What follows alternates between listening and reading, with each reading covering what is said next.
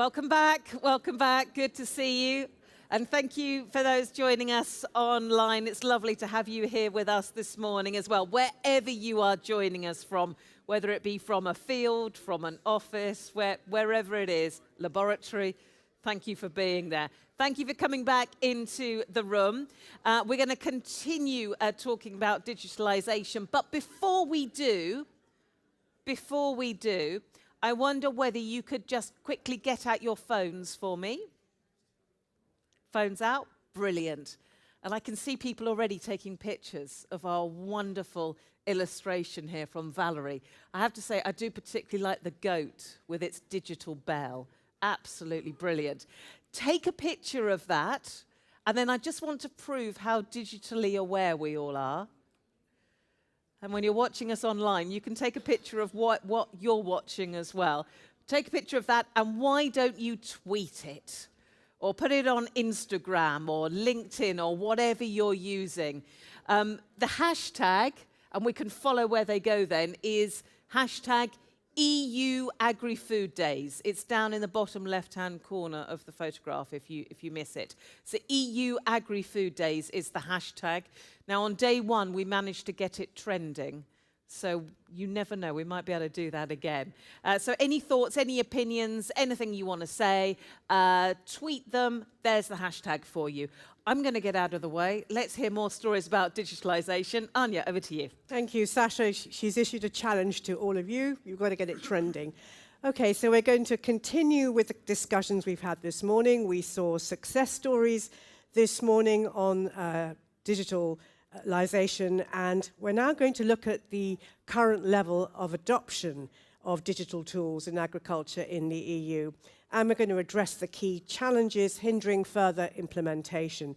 And we're going to be hearing the findings and analysis of a new report by the JRC on the latest state of play on digitalisation. But first, we're going to find out what you think about using our digital conference tool. We have to do everything digitally now, Slido. So what do you think? What's the biggest benefit of digital tools in agriculture? So there's the QR code. If you can bring the questions up, please. What's the biggest benefit of digital tools? More efficient farming, easier decision making, reduced environment impact, better market access, save time, simplification.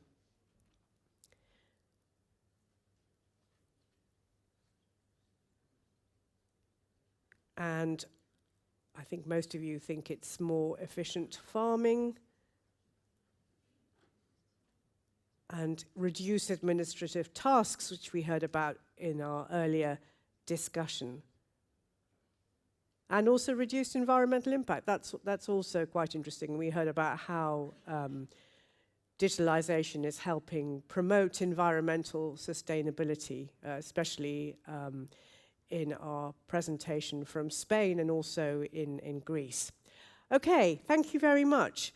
So that's taken the temperature in the room, seen what you think.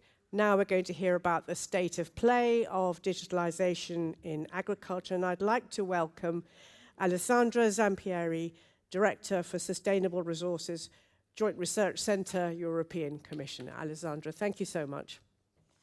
Thank you very much. Thank you very much. Good morning, colleagues. I think if you follow the presentation from Sala, our Deputy Director General this morning, you understood already how important it is for us at the Joint Research Centre, digital tools, developing new technology, investing in digitalisation.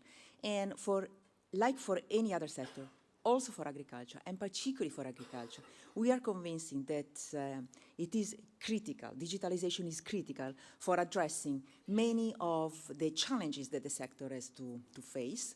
And just to name a few, we can think about climate resilience. We had in the replies environment, third position here, sustainability, but also competitiveness. Only 3% of you replied market access. It can really help digitalisation also for market access. Let's see the result of the study that we have carried out at the Joint Research Centre.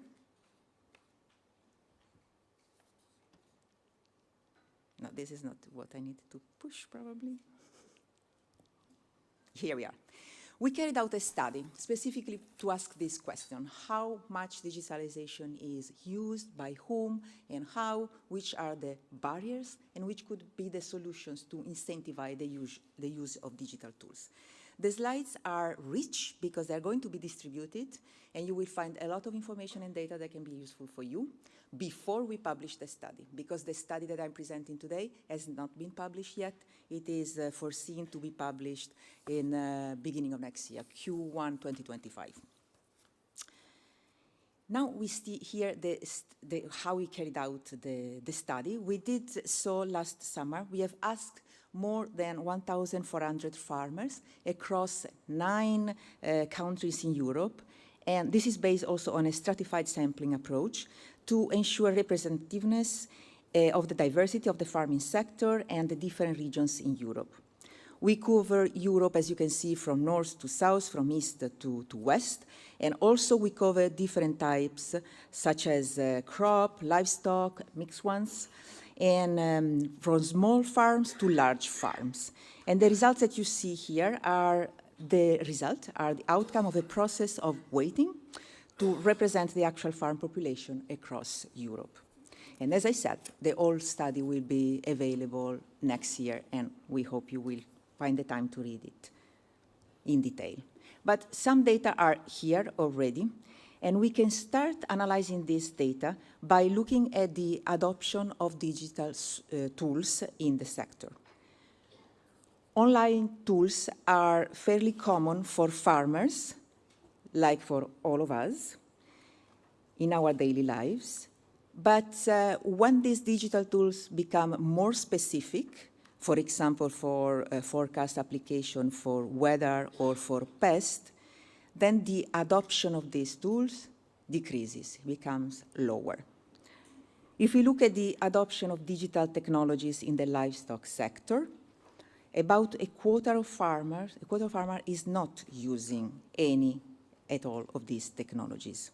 However, some types of technology, like digital field records and barn cameras, are being used by a higher number of farmers, by more farmers, between 35 and 65% of the farmers.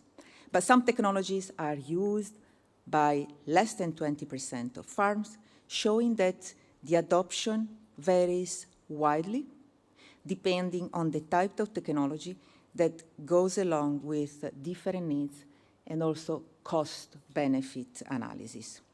When we ask the intention to use these technologies in future, and this is what you see in light blue in this slide, in the future, in the next 5 years, also the interest for using more of this technology is not very high, remains a bit low. The picture is not very different if you look at the crop sector. Overall, the adoption of digital technologies in this sector is low, with 24% of farms not adopting any technology. And when farmers adopt some technologies, on average, they only use two technologies, in spite of the fact that there are many opportunities and many other possibilities to use digital technologies.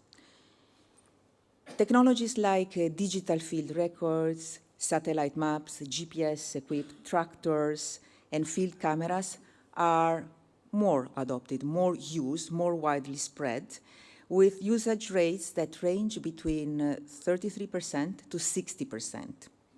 And those are kind of essential ingredients for precision farming to make informed decisions about when or where, for example, to irrigate or apply fertilizer and pesticide, optimize yields while using resources in a more sustainable way. We also see that technology is important for a sustainable transition, like georeferenced soil sampling, are increasingly considered for uptake in the next 5 years in this sector. Still looking at the adoption of digitalization, in terms of time over the years, what has happened over the years? Well, we can observe that the years between 2010 and 2020 saw a bigger increased levels of technology adoptions, and the most commonly financed by farmers themselves. Farmers themselves invested in these technologies. But data of the study also suggests a decline of own financing and increase of other options of financing for those technologies that are considered more expensive. After 2020, there were many crises, as we very well know, and there appeared to be a noticeable downward trend in the adoption of technology. And this happened likely due to increased financial pressure on farmers, cost increasing, energy cost increases, greater market volatility, and therefore less appetite to adopt these technologies. The data does not support the view that farmers may have adopted digital technology as means to mitigate the negative effect of those crises. This did not happen. Very interesting now the part of the study that looks at the drivers of adoption. We are convinced that digitalization of the sector can contribute, as we said, to a number of challenges that the sector has to face. It was of special interest for us to understand drivers and barriers behind the digitalization process. And we can mention at least two as main drivers. First of all, if we look at the slide, we see that one of the main drivers are regulatory requirements. This is an opportunity, but is also an invitation to sectors to design smart and clever applications to create appetite to use digital solutions among the farmers' communities. And I will give you an example later on that can be interesting to observe. Second element is the potential of digital solution to reduce cost. And this is acknowledged as being the second most important driver to facilitate or to be a driver, a barrier for the adoption of the technologies. In general, digital technologies are positively seen for developing new business opportunity and respond to competitors. And we go back to that 3%, maybe it would increase now, of responders who made reference to also market possibilities facilitated by the digital technologies. We saw what can facilitate. Let's see also what are the barriers for adoption of these technologies. High cost of digital solutions come first in our study. And also the lack of government support or financial resources constitute a barrier. And this is followed by lack of knowledge on digital solutions. The survey data show that only around 22% of farmers did a specific training to use the technology, and less than 1/3 took the initiative to inquire about digital technologies in the last 5 years.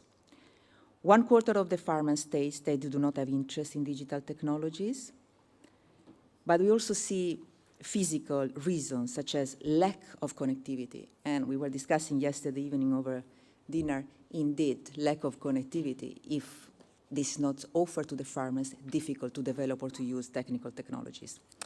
Or also missing technical providers in rural areas, preventing the adoption.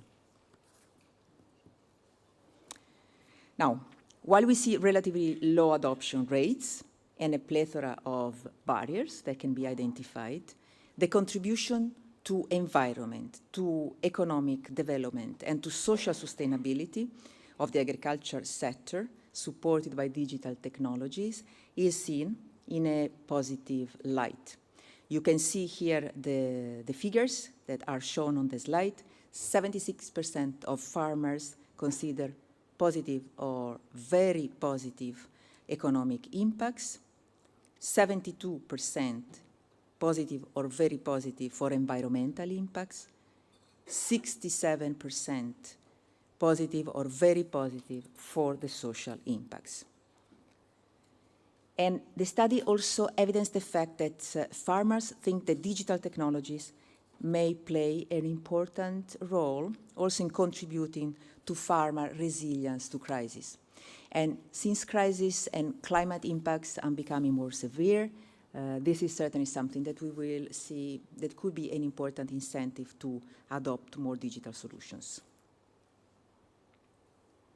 Now, if you go a bit deeper into the analysis of the data, we see that there are many data available for farmers.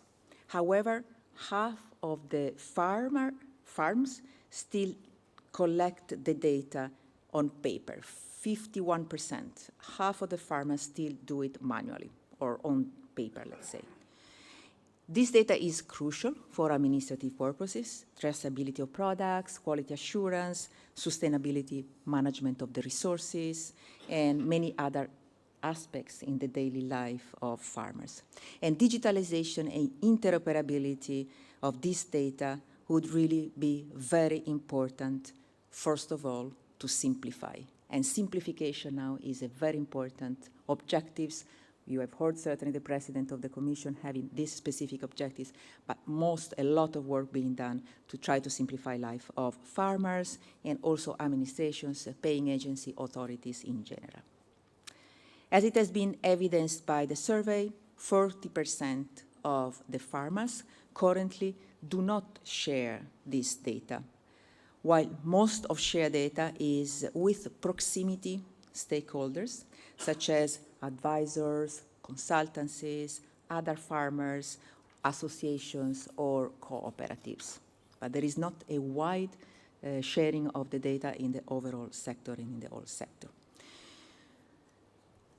Of course, we also want to look at possible solutions to unlock and facilitate the use or stimulate or create appetite for the use of digital solutions. This is one application used by farmers in Catalonia, but honestly, it is used widely across Europe. Just because we had this picture, we put Catalonia in Spain, to evidence management practices in the frame of the CAP subsidies. These are geotag photos that are taken with a simple smartphone and are exchanged in a secure manner with the administration to provide proof of certain management practices and make farm inspections and controls obsolete as proof of digital provided. I did ask yesterday to some farmers, is it easy? Would you prefer to have this tool, these tagged geophotos, or would you prefer still to have people from the administration coming and checking and asking for the documents? For sure, the answer was geotag photos. Digitalization and simplification and immediate use and replies with these technologies. We know from our work that the paying agencies across the member states and here at the Research Center, we really work a lot to push further this collaboration and this work. We know from the paying agency that farmers are in general not against digital technology if this can provide help to them to save time, improve efficiency, and easily facilitate their work. And therefore, we believe that the mainstream to make digital technology and solutions available in the whole European Union for the farmers is through member states' administrations. This is an ecosystem. We have to work all together to push this use further. In general, the framework conditions need to be enhanced by simplifying by his data capture, interoperability, and we have nice projects on this, and this has to become a reality. Also, automatic processes, as in the CAP area monitoring system, is important to facilitate and to push further this process for more widespread system.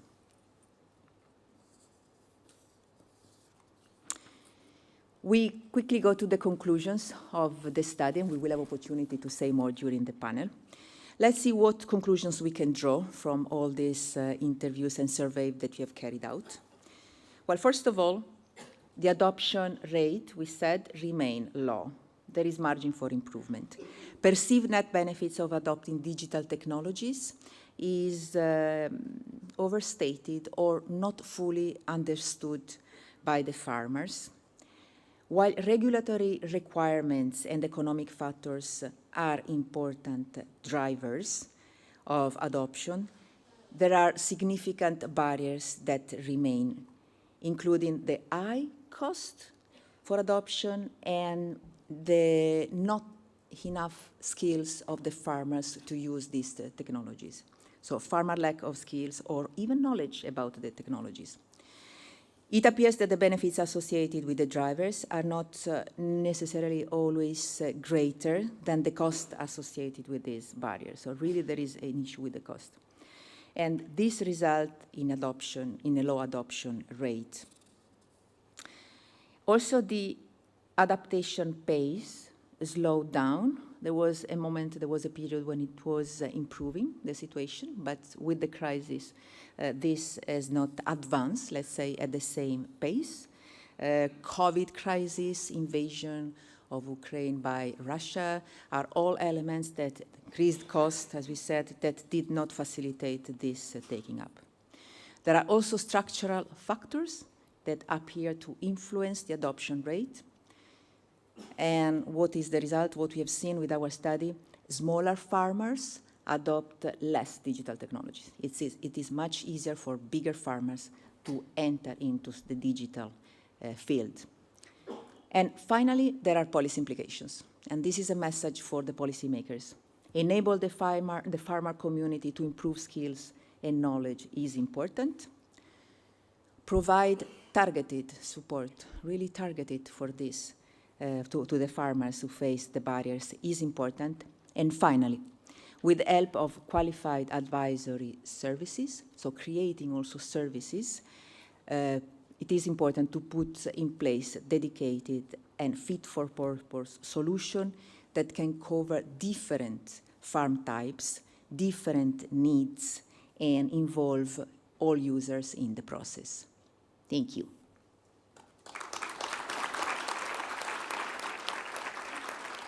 Thank you very much, Alessandra. Please come and take a seat, and I will invite the panelists up shortly to take part in the discussion. But just to remind you, as the strategic dialogue concluded in the report, A Shared Prospect for Farming and Food in Europe, access to knowledge and skills must be facilitated, and that digitalisation is an opportunity. Well, to discuss the findings of the report and also how to advance those recommendations of that report, let me invite our panelists. So please welcome Eli Siforu, Secretary General, Committee of Professional Agricultural Organisations, Copper Kojeka. Please come to the stage. Thank you.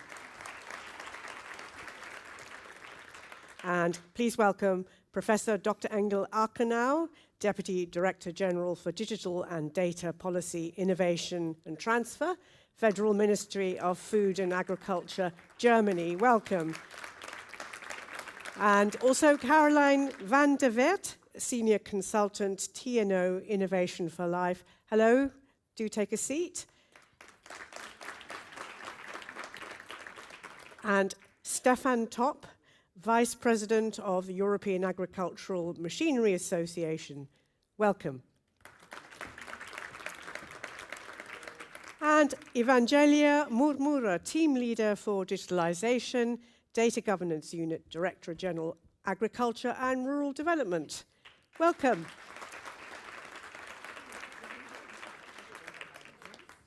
Well, I'm going to start really by getting you each to react to the report along with the question I have for you. So I'd be keen to hear your reflections, Ellie, on the report, and also as highlighted in the Strategic Dialogue report. What do you think can help farmers improve their digital skills? So first of all, I would like to thank and congratulate DG Agri for dedicating this week to very important discussions on the sector and its future, and a special day on digitalization. I believe it is equally important, the work that we have to do on the field to promote further adoption with the policy discussions that we need to have in Brussels. So a big thank you. And thank you as well to the JRC for the valuable data. I think that if we need To understand how to improve, we have to have a very good assessment of the state of play. And I think that for the last years, we missed a bit this kind of assessment, so a very valuable input. So yes, low adoption. This is what we sense and what we see in the outcomes that have been shared by Mrs. Zampieri. Some first reflections on my side.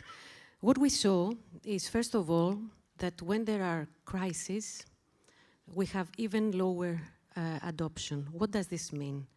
It means that if we don't work to improve the resilience and the competitiveness of the sector, we cannot hope for more adoption. So this is key before anything else. Then the second element that I identified has to do with the cost, which is one of the barriers. What does this mean? And it is also linked to another answer that kind of surprised me, the request for government, for public support. So if we combine these two elements together, this means, as you said, I fully agree, that we need targeted support in many ways. Let me start by the investments. Investments within the CAP that are there already in the currently implemented CAP, but what we see is that the member states have not taken full advantage of this possibility. Let's hope that the EIB 3 billion that has been announced this week will help in this direction, but of course we need to do more. There is also another element that has to do, I believe, with communication. Farmers do not know what are the solutions that are there in place. They don't know and they don't understand. And you know, I have a communication academic background, and one of the first things I learned was that communication is not about promoting. Communication is mainly about understanding. So we need to do this a lot with the farmers. You know, the farmers are practical people. When you present to them an innovation, they need to understand, first of all, how it can be useful to them.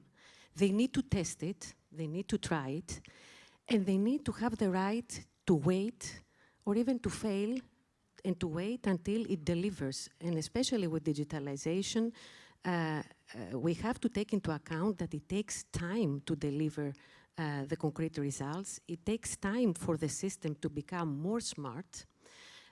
So we need to take this into account when we design policies as well. Policies need to cushion this time of testing, of trying, of risk that the farmer takes in order to adopt an innovation. Advice is very important. The role of the advisor is key, and we need to turn to innovation-based advice. And we need also to take advantage of structures and solutions that are in place and that could help for a swifter and more, how can I say, an adoption that can bring a sustainable way to embrace the technologies. And I'm referring to agricultural cooperatives. Cooperatives are structures that work within an environment of trust. And in most of the cases, they use an advisor or more advisors that have this one-on-one relationship to a small or bigger number of farmers that are members.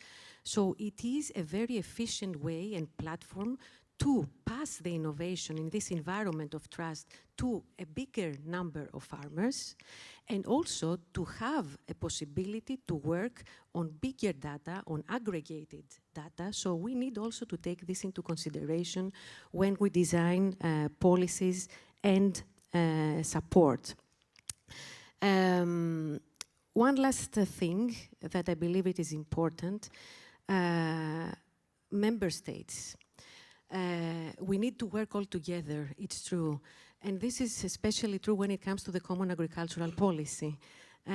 So a policy that provides a toolbox, and more, especially after the new delivery model, we see that it is a policy which is a menu à la carte.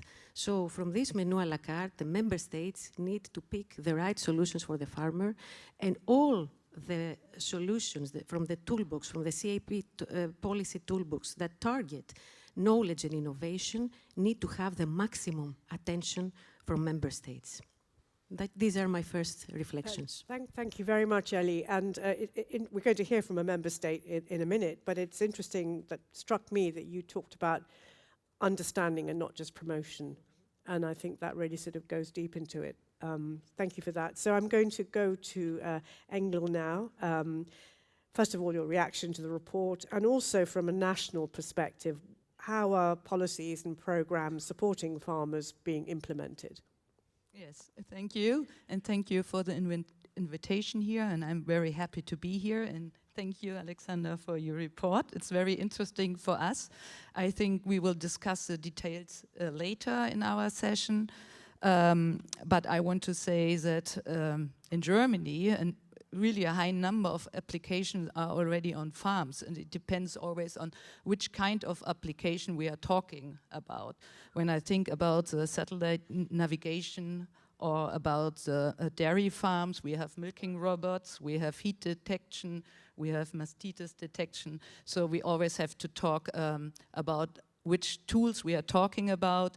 And I think it might be interesting to know what decision will farmer do in future when deciding to buy, for example, a milking parlor or a milking system? Because in Germany, most of the farmers deciding to buy a milking system. So this, but we can discuss it later. And in my opinion, it depends very much if a farmers invest in digital technology, whether they have benefits from the technology. And this is, I think, one of the biggest points, and the technology has to be easy to use, but we will discuss this later too. Well, I want to talk to you here from the national perspective.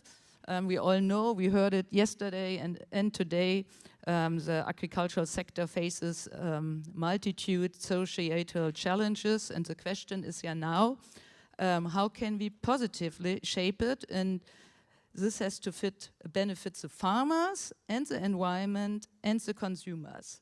So this we have to keep this in mind. And I think digitalization offers a great potential for the targeted adjustment.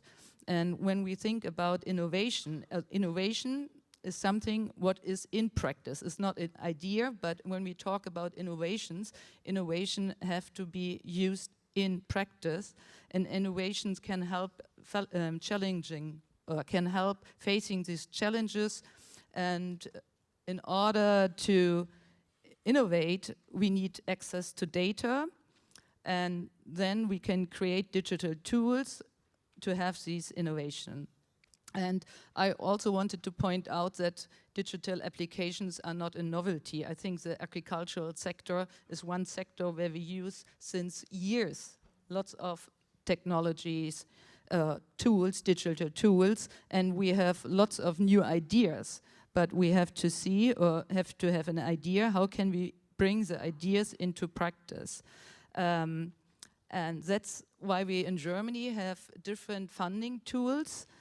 And I want just to point out some of them. For example, we found research and knowledge transfer into practice. We just heard it from you, how important it is, the knowledge transfer. Our government funds transfer projects. For example, we call it the German digital trial fields. We have several numbers of trial fields in Germany, all over in Germany, with different aspects on the farms. There are small-scale farms and large-scale farms, dairy farms, pig farms, and so on, also wine. And on these trial fields, new digital tools are tested in practice with a focus on its performance to minimize resource consumption, to reduce environmental impact, and to safeguard animal welfare. And furthermore, on these fields, it is tested how different prototypes or business models work together on farm. because in some research project you just are focusing on one topic, and when you bring it into practice, it won't work. Another focus we have in our project is to give the findings to the farmers and advisors for further training of the farmers. And this is also a very important aspect of the trial fields. We always have conferences on the trial fields, and farmers from the regions are invited to come there and test the new tools. Another thing we do in Germany, we provide investment funding for sustainable digital agricultural technologies for farmers to use the technologies on farm, but also for startups for supporting the innovation process. And another thing is it's the main problem of digital systems is it's really complex. There are more than 1,000 applications available, and we just heard it today. It's very important to bring them together to get the full potential of the systems. So the communication that has to work between different systems, we call it interoperability. And the data flow from one digital tool to another must work on farm, but also from farm to other system and also to the administration.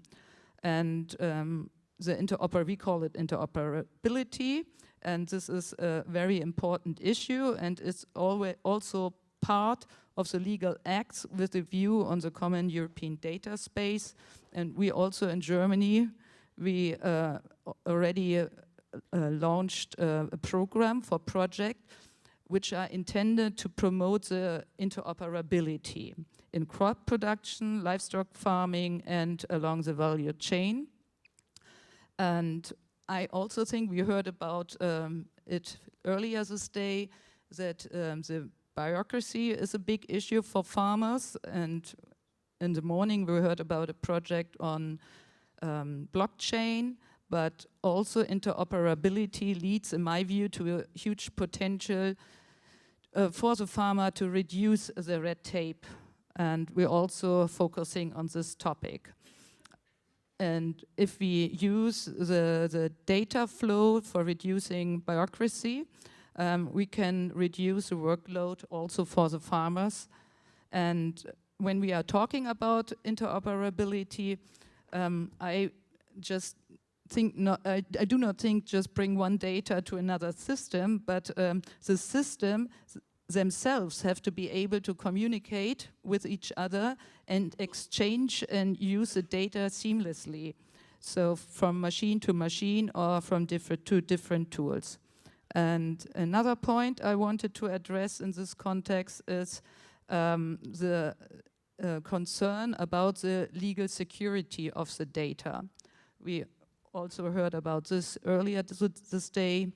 Clear regulations are needed, especially with regard to the intellectual property rights and the private property rights of users.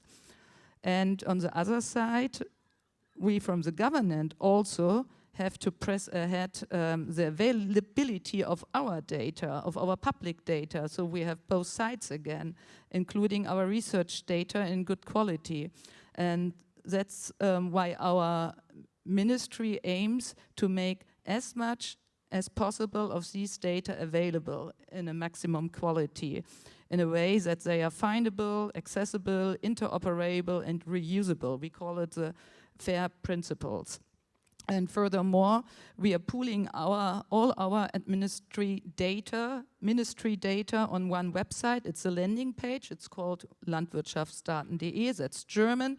And this is an access point, and there you find all relevant public data for agriculture from our federal ministry and our research institutes. And also you have a link to our federal states. They also have open data and you can find them. And another thing we do, I just talked about our experimental fields.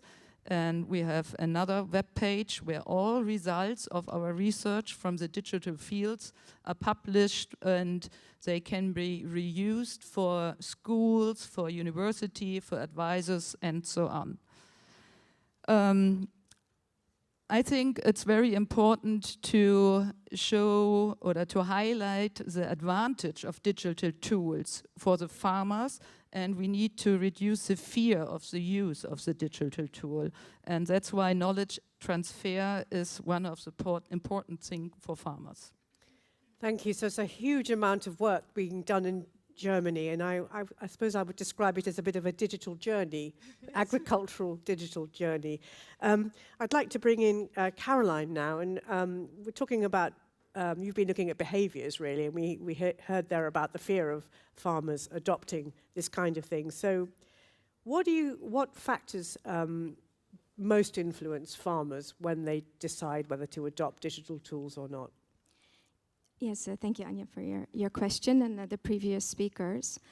What I do like to stress, first of all, I want to compliment you, by the way, for the representativeness of your data. And I think that's something that we have to be fully aware of, because I do sense a little bit that we're in a bit of a bubble here. A very good bubble to be in, I must say, a large one, but also one that might sometimes tend towards a bit of tech utopian focus. And I've been all around Europe, for instance, in the QuantiFarm project, spoken to many farmers, both on the adoption and non-adoption end. And what you see is, especially those already venturing into digitalization, they, on average, have come from a position of what we call tech affinity. That's one of those behavioral skills of your position towards technology. And their starting point is already a larger degree of tech affinity, as opposed to the farms we have visited with a minor degree of digitalization, let's say. This does not in any way mean that they're opposed to digitalization, not at all. And let's also not forget that our farming population, I think, is one of the most adaptive and innovative out there, because they have to adapt to changing circumstances all the time. But it is that their starting point is different. Their starting point is not the technology, the starting point of their digital journey, let's say. It's, for instance, getting rid of tedious tasks that stand in the way of them to be farming. Making, as you also showed, the administrative task less strenuous. Or adding insights to intuition already at play. And that's maybe a final point I'd like to also address here, Anja. We also studied the psychological mechanism of autonomy and perceived autonomy, because we see in our data, in QuantiFarm, we see this cutoff point where there's a tendency to adopt digitalization, but it goes down when you go towards increasingly autonomous systems. So we were wondering what's going on there. And we've seen that we can relate it to how much it interferes with your identity as a farmer. Being a farmer is an identity, it's not a profession. And as soon as technology seemingly tends to take this position over of your intuition and your previous knowledge, then it becomes scary. So I want to sum up by actually confirming what Ellie has said, that if you're just promoting, you can just surpass these elements. It's by understanding what is the starting point of the one you are speaking with and going from there. Thank you very much. Really interesting to hear your observations and thoughts on that. Stefan, when we talk about machinery, I mean, we've seen some amazing examples over the last couple of days of, you know, even how tractors have developed and how advanced they are. But for your average farmer, how do you bring that kind of level of machinery and all the data that's involved in that to them and to their level? How do you make it accessible, and what are you doing to help them? This is really a different question, and thank you for having us, and also thank you, Alexandra, for presenting the really helpful information that we all tended to feel, but now we have hard data about the adoption rate of the technology we are producing. We have many systems and applications, like Dr. Angel mentioned, and all these applications have had a long journey. You know, we placed sensors on the machines for functional and safety, and then we connected them to processors, and then we could add logics in the processors, and making the machines better adapted and more efficient. And then we connected that via IoT systems or telematics to clouds, and all the companies did it independently. There were no rules. Everybody did what thought he was best. They defined their own applications, and they made it available for farmers. And many of them did it for free.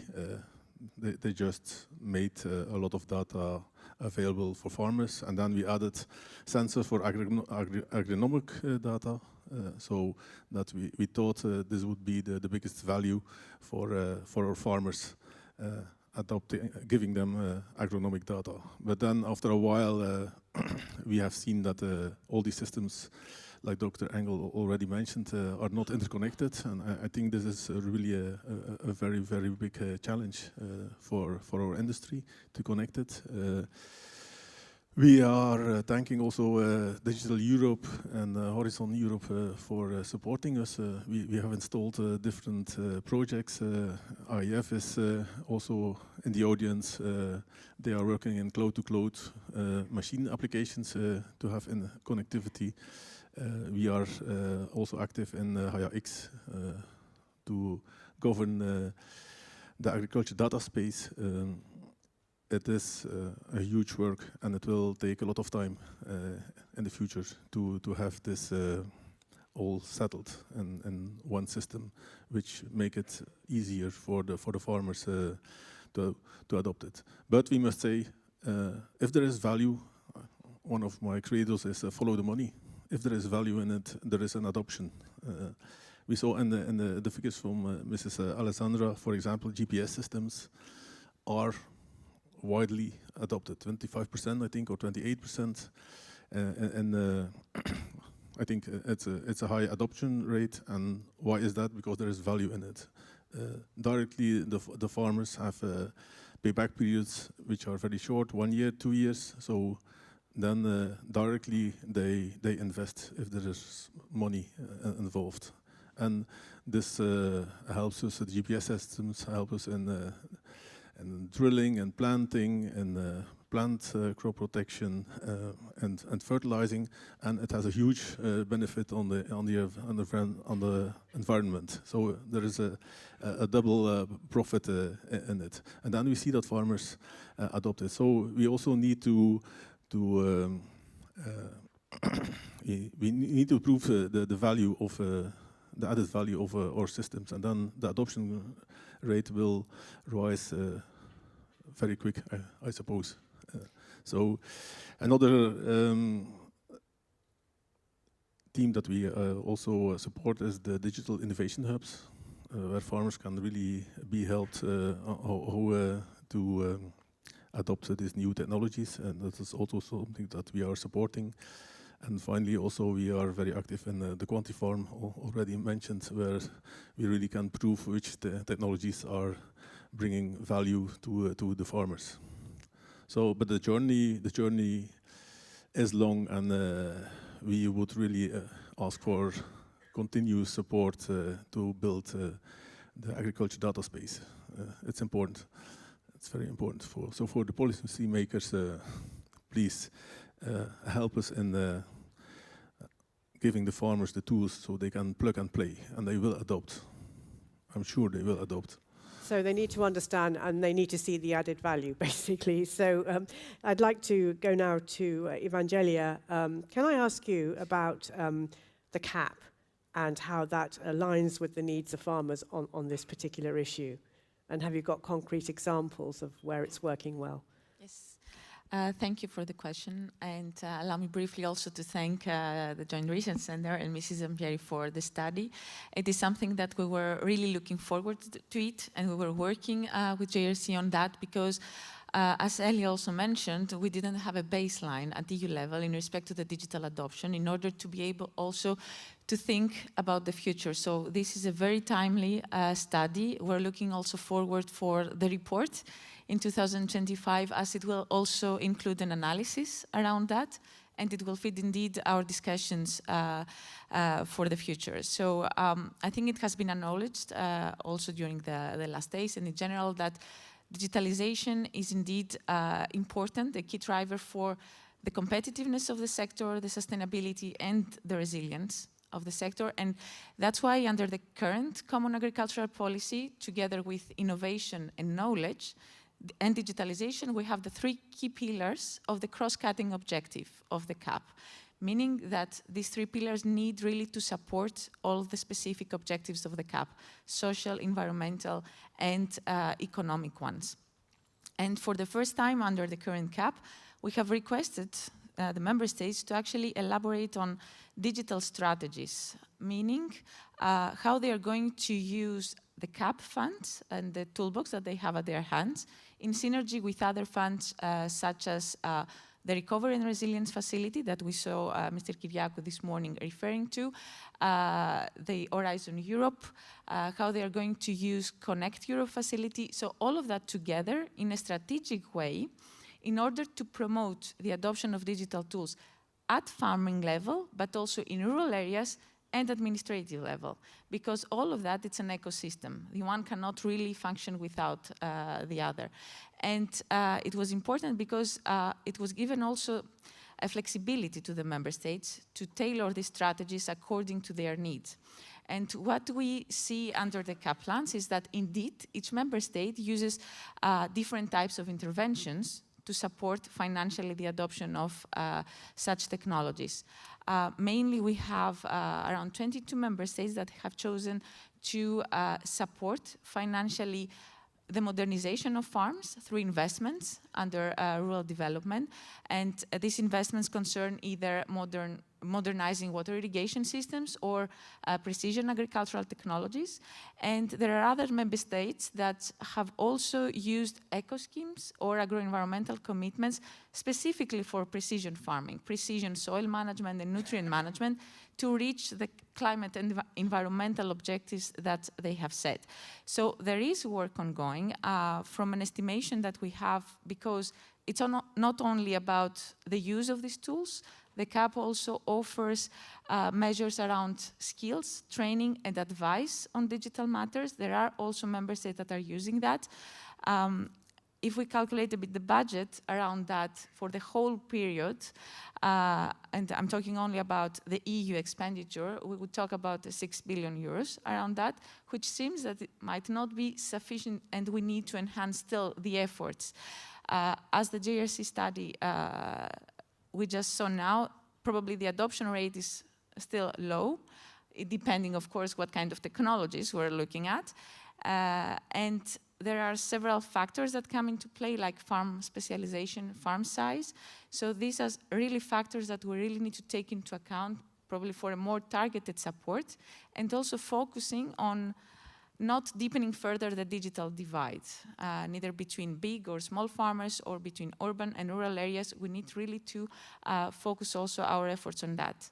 And just a final word, for that we also collaborated with JRC on the Foresight report that was also mentioned this morning by Mrs. Sastamoinen, because we wanted really to understand what could be the digital transition journey that we should have with Horizon of 2040 to have an agriculture that is resilient and sustainable. And what was important is that for a fair digital transition, we need really to focus on four key building blocks: governance, digital and data governance, infrastructure, which means not only connectivity, which is of course the absolute necessity, but also developing the hardware and software that the farmers need, capacity building in respect to skills training and advice, and the financial support. And this we need to do it really in a strategic way. So this would be also our key focus for the future. Thank you. And you just cued my next question, because I wanted to ask Alessandra about the future. I mean, where do you think we will be in 2040, for instance? I'd be retired, enjoying life, and and struggling with this technology, no? Because technology will have advanced, and I will not be able anymore to use it, because elderly people won't be able to use all these innovations in technologies. No, well, looking at 2040, there is one thing that's a bit strange to me, listening to all these excellent panelists that we have here. The fact that we talk about digital tools like a sort of nice to have. And we need to do things to convince farmers to push it more, penetration of digital tools into the sector. Well, I think by that date, there will be external factors that will turn these digital tools into need to have, and not any longer nice to have. Because there will be probably issues, or certainly issues linked to climate change, or impacts, or linked to shortages in the labor market, or need really to rely, or cost of energy, cost of the labor, that will force the sector to do it. So it will be no longer a nice to have, but it will be a need to have. It's the same thing, I was joking before, but it's the same thing today with your mobile phones, with our mobile phones. It's not a nice to have anymore.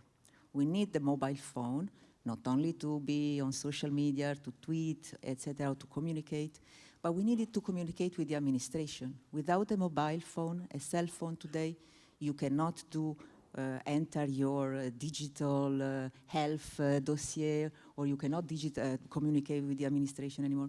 So I see this development also in the agriculture field. That will be this needs to have certain technologies also in the agriculture sector. And therefore, what is the recipe to facilitate? I think we have all the ingredients already mentioned today. Certainly, there is an issue linked with the cost, so that it is important to lower the cost of this technology, and it will happen because technology costs go down. More mature they become, more the costs go down. So here, good news. But also facilitating a bit the access to the financing of this technology will be important, the CAP, but also the national level, to find ways to help access to the financing of the system. Also, technology companies. Well, it's not a question of selling products or selling technologies. It's really a question of developing together with the farmers solutions. This is the idea. It's not the idea to sell something, it's the idea to find solutions together through the use of the technology to facilitate the life of the farmers, but also to make agriculture more resilient in general and the sector in general. And finally, I said already in my presentation before, important for policymakers, there are policies that are designed and tailored specifically for this. And the first one we have heard from all the other panelists is having specific programs for knowledge, well, I don't know if it is knowledge sharing, knowledge transfer, but really to enhance the skills.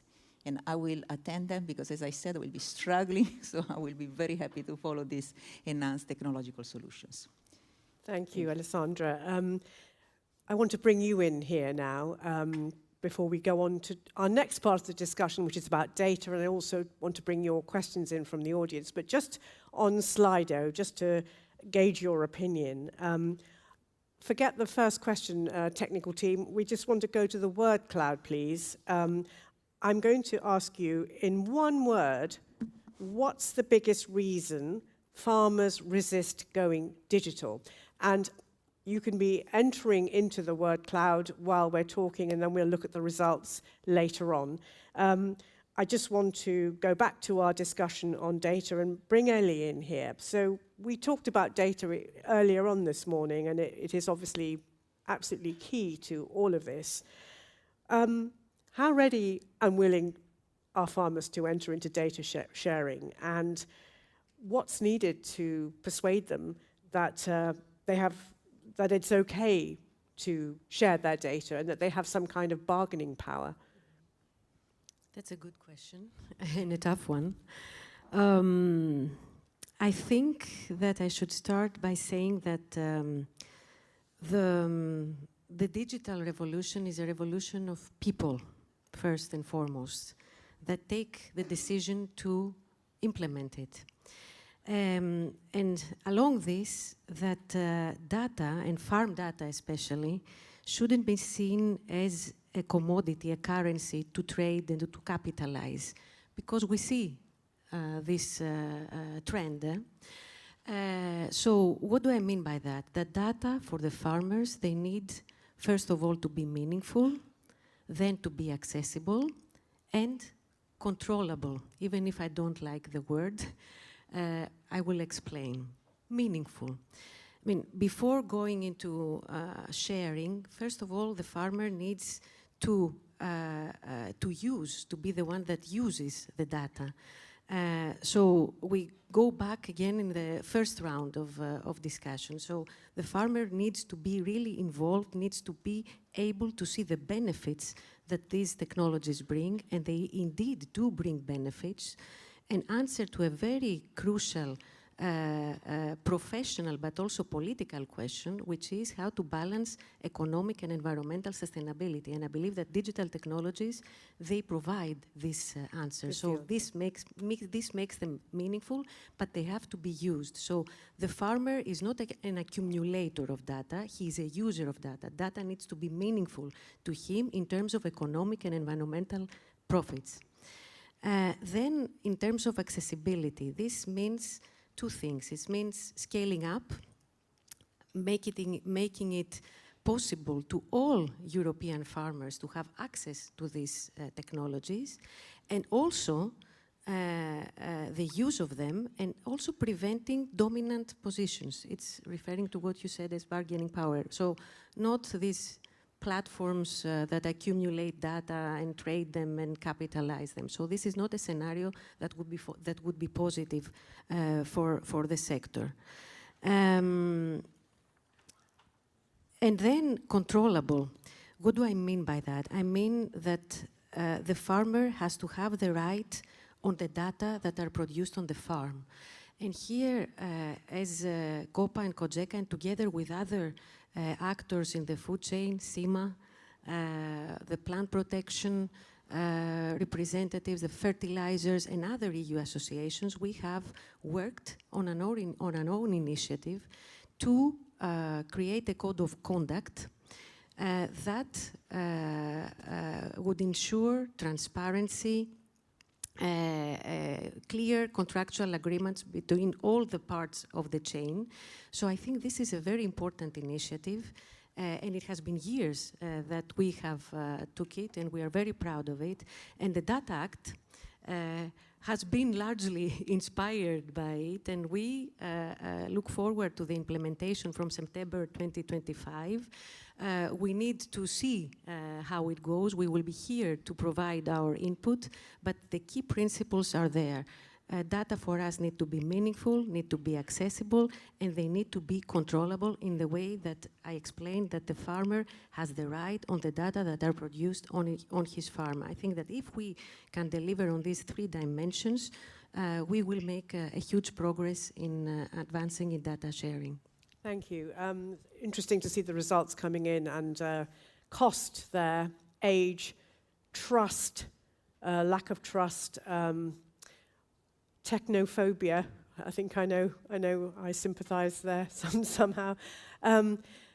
Interestingly, so does anyone else want to come in on the data and whether farmers should be able to own their data? I mean, this seems to be, who owns the data? That was a question that came up much earlier. Stefan, do you want to come in? Yes, so we are also very proud that we subscribed to the Code of Conduct. It is there for 4 or 5 years, I suppose.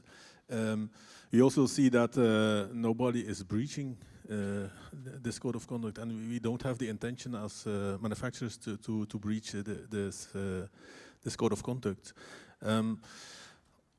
We feel, I saw trust as a objective of not doing it. We see a lot of trust from our customers. They really trust us manufacturers to provide us with data, and if we would once breach it, I think as a manufacturer, we are dead, and we would never breach data from a farmer, and especially not agricultural data, because this is really generated by the farmers and is owned by the farmers.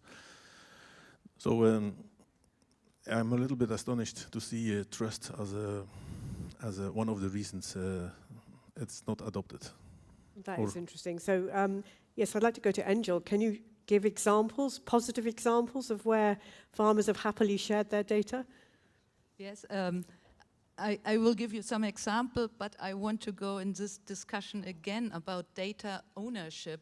We just had the discussion last week. There was a conference on European agricultural data governance in Freiburg, and there were many lawyers, and as far as I understood, there isn't any ownership on something what is not physical.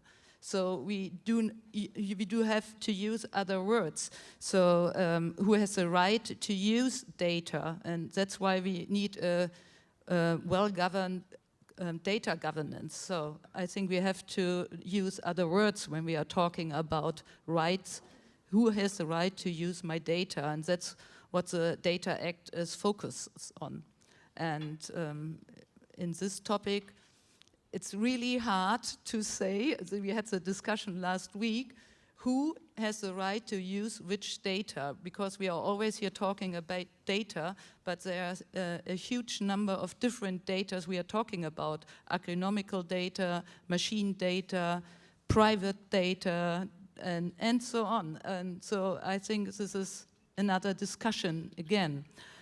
And we have to make clear when we are talking about the Data Act, I think the best would be to have some use cases. We have to discuss, for example, because you are into potato production, just see which kind of machines do you use in potato production, which data are collected, who is receiving the data, and which kind of data is it? And then we can say, okay, this data can go somewhere, the other one is protected, and so on.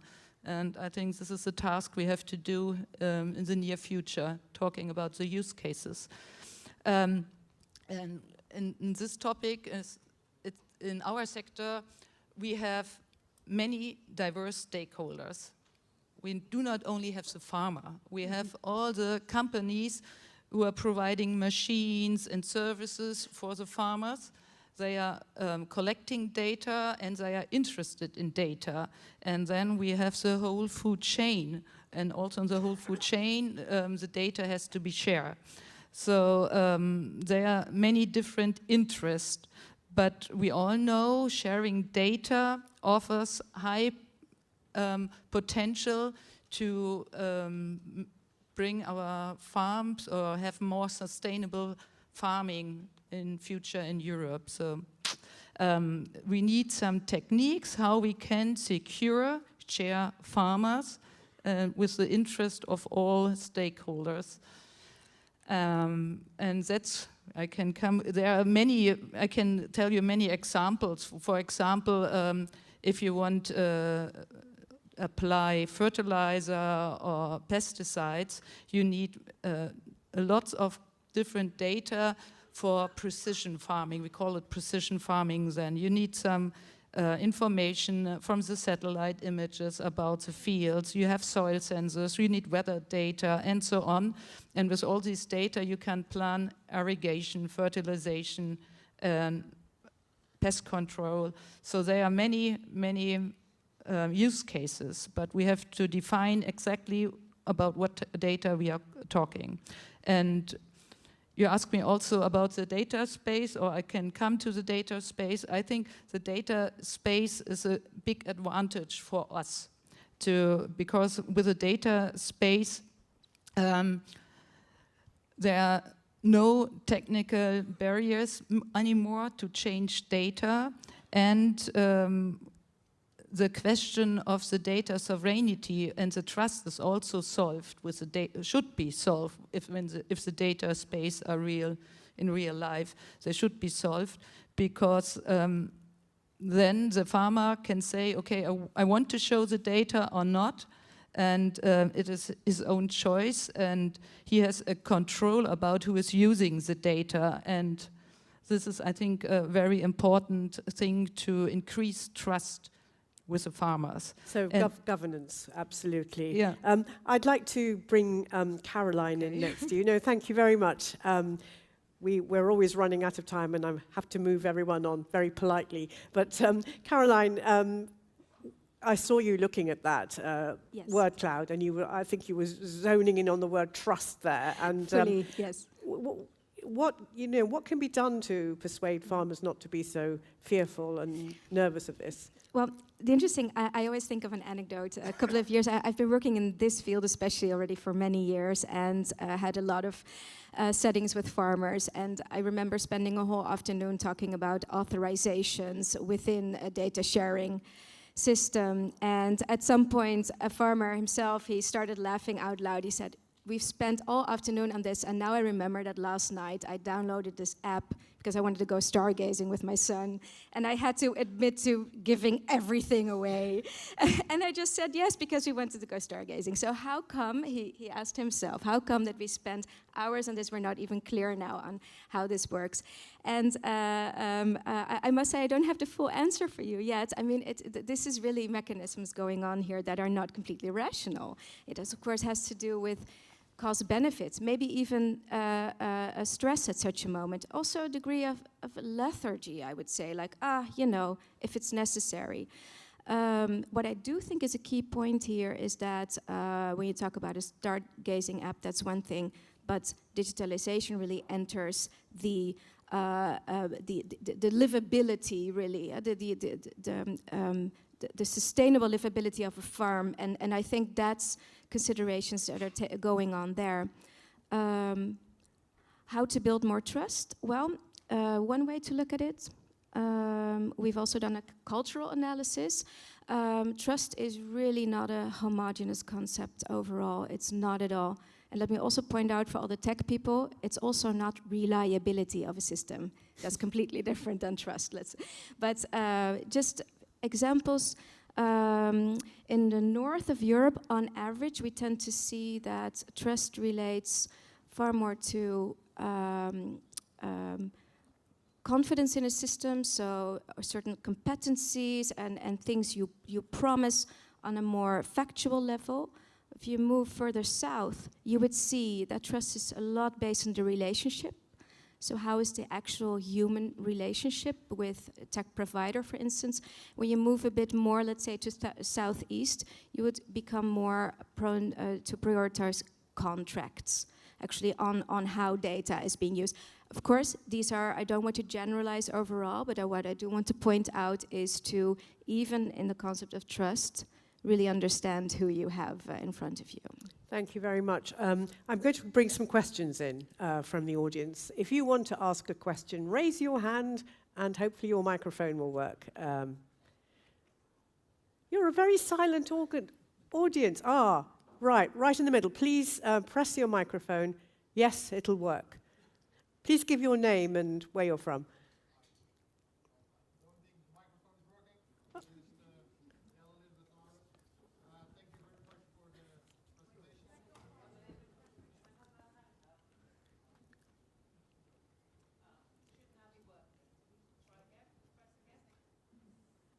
Yes.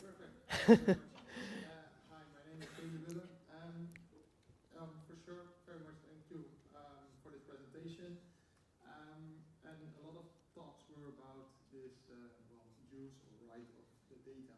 But I wanted to come back a little bit earlier to the research that was actually done. I think it's very interesting research. And in the beginning, you stated that you did a lot of questionnaires around all different member states. And my question is, my assumption is that some member states have already adopted more than other ones. So how can we use this information? Because if we know, let's say, who is best in class, can't we use those people that are already doing more? Can't we think about and actually verify what is working in already some member states and then try to apply them to other member states?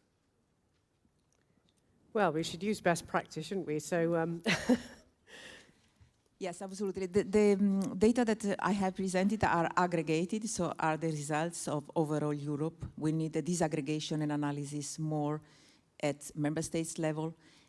which we don't cover all the member states. I said 9 member states, and also weighting statistical methods to make sure that the results is representing the whole of Europe. But we do couple the data, the dry data, with the narrative that will be in the study then when we present it, and also with more information that we have indeed more geographically spread differences. But the best practices is something that we want to do, and we will bring also in the dialogues that DG Agri systematically organize with the various stakeholders. And that's where we want to present more these best practices at, well, it's not a member states level, it's really where do they exist, because there are also niche, nice practices in some places that really deserve to be highlighted because they really represent solutions. So it will be part accompany the narrative in the study and part in trainings or workshop that will accompany also the presentation. Thank you. And while you've got the microphone, Alessandra, there was a question here. Is there any reason to think that as the generations change, the adoption of new technologies will lead to an increase in the uptake of digital solutions? And have you seen any correlation in your analysis? Yes, there is a correlation. There is a correlation with the age. Young generations are more prone, more interested, more ready also to adopt digital technologies, digital solutions for sure. So in fact, yes, and this we have to look at this together with the issue of generational change overall in the farm, among the farmers. So this is one of the elements that, in our opinion, can bring some positive developments. Together, as I said, with the cost, the access to financing, and other elements. But age is one of them. Yes, positive correlation. Ellie, I heard you assenting there, sort of going, yes, yes. Well, of course, we all understand that there is a correlation, but this shouldn't let us shift the attention from the generation. Of course, generational renewal is a key challenge. I was yesterday invited at an event to talk about it. We will have a dedicated strategy that will be put on the table for discussion in the coming years. So a top priority. But the fact that we see that there is a much more adoption by younger generations shouldn't block us from making them accessible to the elder ones that are the largest part of the farming population. Actually, there are always solutions, even if they are not very familiar with these tools. For example, the advisor can be there for them to translate the data, to help them apply. So, of course, we need to bring generational renewal, but we have to have in place and make accessible the solutions to all farmers. Thank you. Right, I've probably got time for one more question from the audience. Anyone dying to put their... Yes? Bodo. Thank you. From the Commission's perspective, you talked about providing financial incentives. Could you give an example how especially you want to address the fact that the costs are, of course, typically much higher for the smaller farmers relative to the biggers? What are your plans to incentivize this, especially so that the smaller farmers have greater incentives to adopt? Yeah, I'm not the right part of the Commission to reply to this question. I am the scientific body, so I only support DG Agri in developing new policies, and this is the recommendation that we can give and that will be taken into account when the new CAP will be designed, when the new funds, how to use the funds, or where to dedicate the funds. So as a scientific organization, we can highlight the issue and give this, as we think is a good recommendation.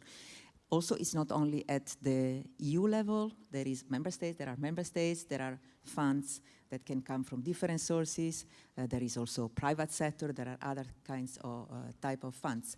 So I will report your question to DG Agri and I will ask them to reply. I see colleagues here. But I think that the topic is very well understood. Actually, these studies and this work that we do is then hand in hand with the colleagues in DG Agri. They are very aware and they will take certainly this into account.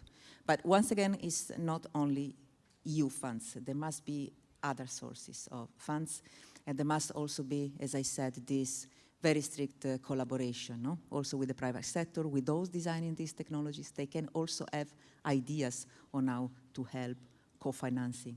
It's really an ecosystem that has to work all together. Thank you. Right, so we're coming towards the end of this session. I'm going to ask the panelists one more question, and each one has to be very brief in your answers, please. But I just wanted to have a look at what Valerie's done.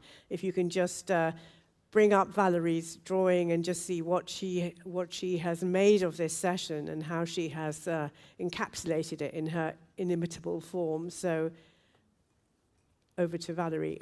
There we are. So we have Salah and Catherine, who aren't here, but a wonderful representation of them. And then again, looking at gas emissions from beef production. Do we have any more to this session? Because I think we saw that one at the coffee break. Is there a new one? And while we're waiting to bring that up, I'm going to bring the last question in terms of time. So I'm going to start with you, Evangelia. Looking ahead, what is the one key action that you believe is most critical in unlocking the potential of digitalization and data sharing in agriculture? Yes. Okay, one key action, but maybe with two sub-actions, because digital and data, they go together. So you cannot really go for digital adoption without actually taking care of the data governance and data sharing. And what I think it is important to realize, and also from a farmer's point of view, is that data has value, and they need to be aware of that, so that the farmers, they produce data, and this needs to be reflected also in their bargaining power. It has to come in the empowerment of their position. And just very briefly to mention that there was also a report that was adopted today on the use of new ICT tools for better market transparency. So this is very important to bring it also into the discussion. And finally, together with data governance, you need to have capacity building, infrastructure, and financial support. So it's a strategic way forward and not just one key action for me. Thank you. Stefan. As a representative of SEMA, I would say we should work very hard on building the agriculture data space, because this is really enabling. And I think we should stop discussing about regulating and trust, because we are over-regulated. A farmer who wants to share his data with a customer, for example, in the potato, we measure the quality of the potatoes, make the data available for the farmer. The farmer wants to make it available to the factory, because then they can adopt the raw material to the end reference they want to produce. If there is a trust between the farmer and his client, and they sign a contract to share the data, and there are tools now available like JustConnect who can federate that and control that, then let the market play. Just let the market play. Stop regulating. Stop regulating, please. That's a challenge. Caroline. Yes, well, regarding closing words, I do want to confirm indeed, make sure to also leave your bubble. Also realize that digitalization means something different to different farmers. For some, it also means connecting directly to your customers, which is, I think Alexandra mentioned it also one of those ways. So really fine-tune the way you approach this topic. Thank you. And Jill? I also believe, I took your microphone. I also believe that there is not only one key action, but in my view, digitalization or the tools will only be successful if we show clearly the benefits of them, and they have to be easy to use. And when we exchange data between the technology, this is our key issue, to have interoperability. And I can only say industry, research, farmers, policymakers, they all have to work together. They have to join forces. And sometimes I think we leave the farmers behind, and I think we should have the farmers in the dialogue from the beginning and not after we developed things. And yeah, don't be afraid of digital technologies, and we have to choose. Keep in mind, every farm is different, and we have to choose the appropriate equipment according to the individual needs. I think this is also Thank you. important. And Ellie? So I'm lucky I was the last one because I had a Not bit of quite time the to last reflect. one. Okay, I had some time to Yes. to reflect. It's difficult to pick, but if I could pick one key word that would cover a lot of what we need, the pathway we need to go along, I think I would pick knowledge.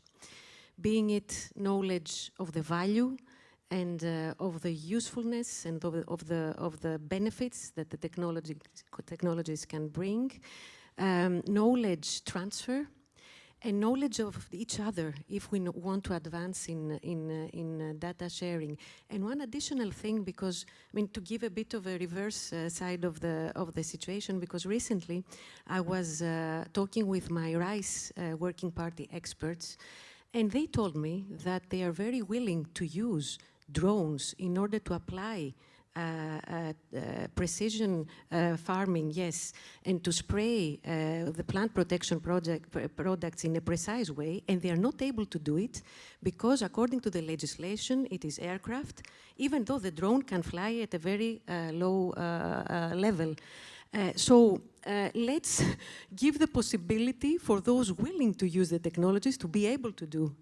This is also a message. Thank you. I can see everyone nodding on the panel there. And just before I give the last words to Alessandra, can you also bring Valerie's drawing up so we can have a look at that? And I just wanted to say there's a very nice picture of you, Alessandra, there on the left, along with all the other summing ups of this conversation. So Alessandra, what's your very final thought on all of this? But I think we could conclude by saying that designing this way ahead, the three things: this technology should be affordable, they should be tailored to the needs of the farmers, and certainly they should offer benefits, simplify lives. But technology is also there not only to be adopted by the farmers, but is also there to make sure that we have that they have to do less. Collection of data can be done through Earth observation, through drones, in other ways. So I would not like farmers to leave this room by thinking that now they have to spend more money, to have more technologies, to learn more things.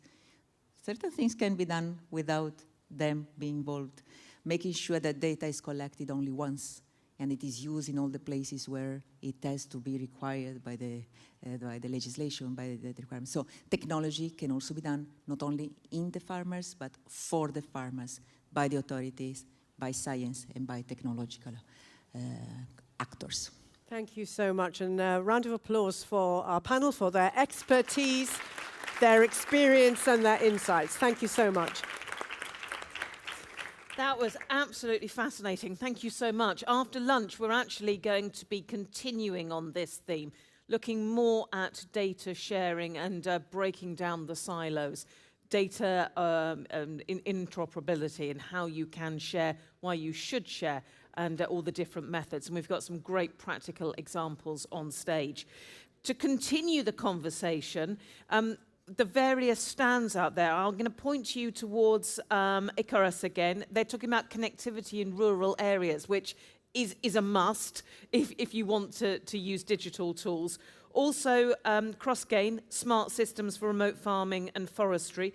There's also the DG Agri stand out there. I mentioned before the space stand, the EU space programme, and obviously Eurostat still out there, as well as many others, so I'm sorry if I haven't mentioned you. Let's take a break for lunch. If you're watching us online, we're going to be back in this room at 2:15, so it's 10 to 1 at the moment in Brussels, so 2:15 back in the room here. So ladies and gentlemen, enjoy your break, enjoy your lunch, try and meet some new people, and we'll see you back here at 2:15. Thank you.